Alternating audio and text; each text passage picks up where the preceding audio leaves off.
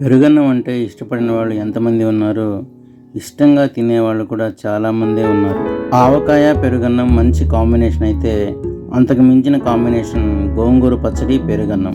అలాగే మరో మంచి కాంబినేషన్ చింతతొక్కు పచ్చడి. చింతతొక్కు అంటే కాస్త ముదురు చింతకాయలు, ఉప్పు, పసుపు కలిపి దంచి పెట్టుకునింది. ఈ చింతతొక్కుతో 2 రకాలుగా పచ్చళ్ళు చేసుకోవచ్చు. పచ్చిమిరపకాయలతో ఒకటి, ఎండుమిరపకాయలతో ఒకటి. పచ్చడి దినుసులు షరామామూలే: ధనియాలు, జీలకర్ర, ఆవాలు, మెంతులు, ఇంగువ, ఉప్పు, పసుపు. అయితే పచ్చిమిరపకాయలు పచ్చివిగా వేసుకుని ఆ తర్వాత పోపు పెట్టుకుంటే బాగుంటుంది. ఎండుమిర్చితో అయితే ముందుగానే మిరపకాయలు, పోపు దినుసులు వేయించి పచ్చడి తర్వాత పోపు పెట్టుకోవచ్చు. పచ్చడి చేసే విధానం ముందు వీడియోలో ఉంది. చింతతొక్కులో కొంతమంది చింతగింజలను ఏరి పక్కన పారేస్తారు, కానీ ఈ మోకాళ్ళ నొప్పులు ఉన్న వాళ్ళకి బాగా పనిచేస్తాయి.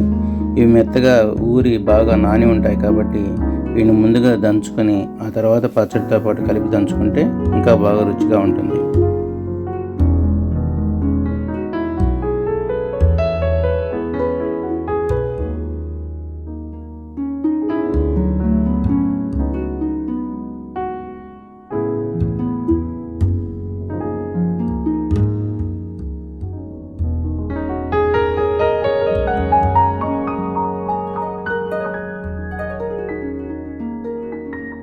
తెల్ల నువ్వులు కానీ నల్ల నువ్వులు కానీ వేయించి ఎండుమిరపకాయల చింతతొక్కు పచ్చడిలో వేసుకుంటే బాగా రుచిగా ఉంటుంది.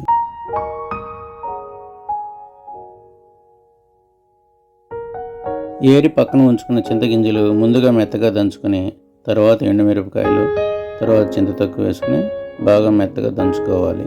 మిక్సీలో కూడా వేసుకోవచ్చు.